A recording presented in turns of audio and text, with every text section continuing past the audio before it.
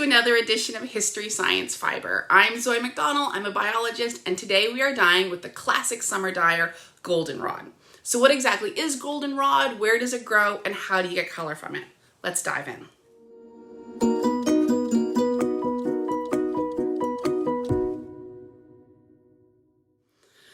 So before we begin, I wanted to say that if you hit the subscribe button and the alert icon just to the right of it, you can know in future when future videos are coming out, which focus on how to forage and grow your own colors using a wide variety of plants, lichens, and mushrooms. Now, goldenrod is in the sunflower or aster family. There are about 100 different species of goldenrod in the Solidago genus, which are native to North America. These are herbs that are easy to dye with and are a great introduction to natural dyeing as well.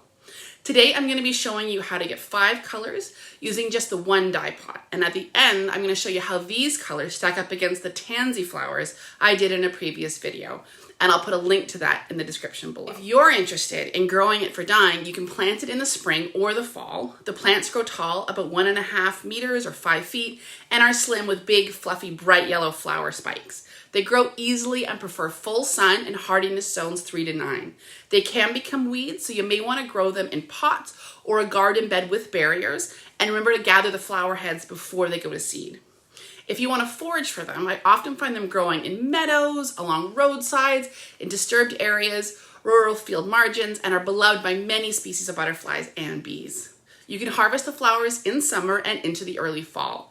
The dye in goldenrod is a flavonoid, which are stable and color fast.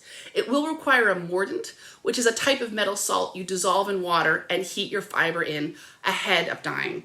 I'll post a link in the description below on exactly how to do this. With this group of dye pigments, the mordant also acts to fix the color and to greatly intensify the colors you can achieve. Now, you can use goldenrod on plant fibers like cotton and linen when you mordant with aluminum acetate. For animal fibers like wool, which is what we're going to use today, you want to mordant with alum, which is potassium aluminum sulfate at 16% weight of fiber. It's easier than it sounds. You just need to order the right stuff or learn how to make your own mordants. Today in total, we'll use 5 wool hanks, 4 mordanted with alum, and 1 with iron. Now, goldenrod is a very concentrated dyer. For the colors today, I used a ratio of 4 to 1 flower heads to wool. By that, I mean you want 4 pounds of flowers for every 1 pound of fiber you want to dye to get the same colors. These are heavy flower heads, so it really won't take long.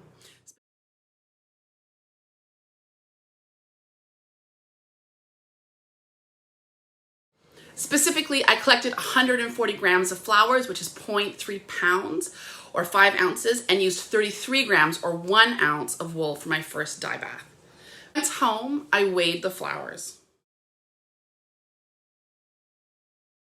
For dyeing, I tend to use these inexpensive mesh paint bags from the paint store that come in 1 to 5 gallon sizes, but you could really use any method you want for filtering out the pieces before your fiber goes in.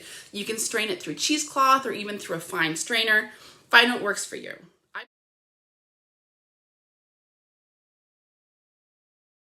I placed the bag first in my pot and then rough chopped the goldenrod into the pot afterwards, added water, and placed it on the stove.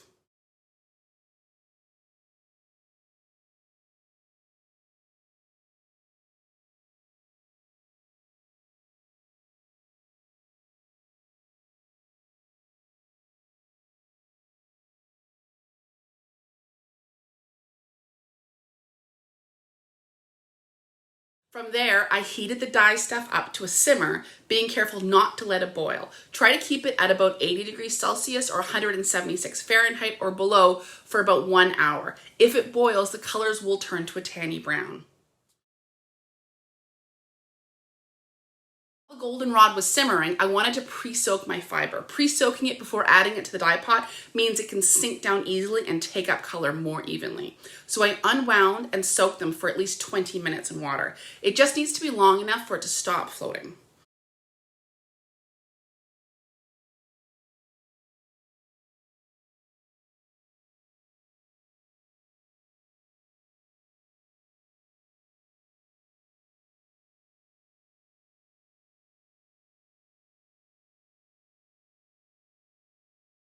Now, you want to separate the dye liquid from the flowers so they don't adhere to the wool. I removed the bag and the vat was ready for the fiber.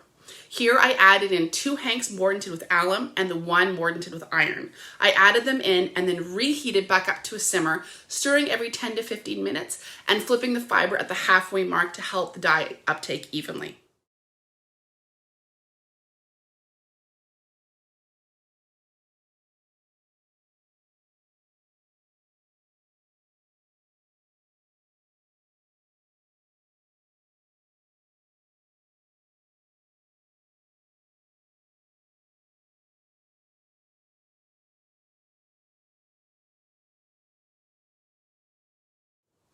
After the fiber has simmered for the hour and cooled,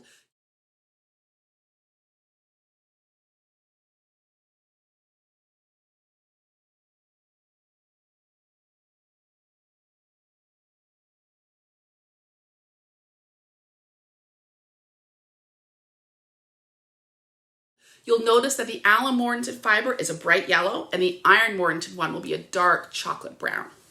Now, there's another way to shift color besides mordanting, and that's introducing your fiber to a mordant after you dye. This is called a post-dye dip. Just take one of the yellow hanks, that's the one pre-mordanted with alum, and make up a jar with water and about a teaspoon of iron mordant or ferrous sulfate. You can also use rusty water if you make your own iron mordant.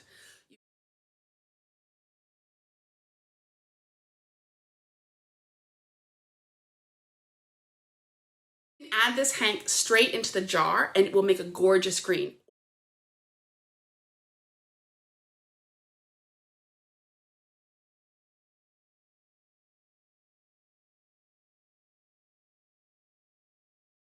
Or you can make it variegated by twisting the hank up as tightly as you can and adding it in that way. Just keep it in either way for 2 minutes and then rinse it out.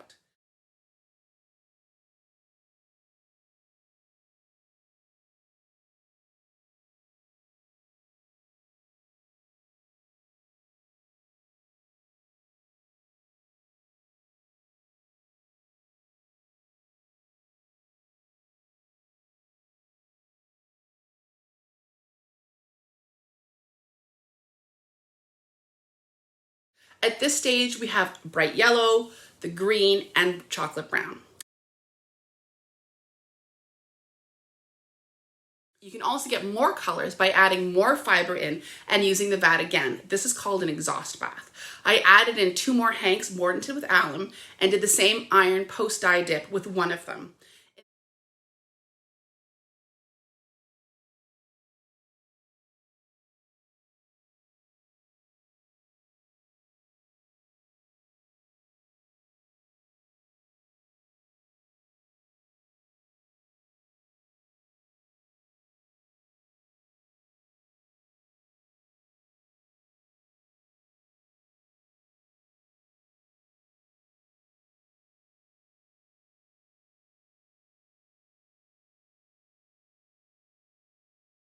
In the end, I got 5 colors with the goldenrod, ranging from bright yellow through to an olive green to dark brown. I also compared these colors to the tansy I dyed with in another video, and you can see how much brighter a yellow was achieved with the goldenrod.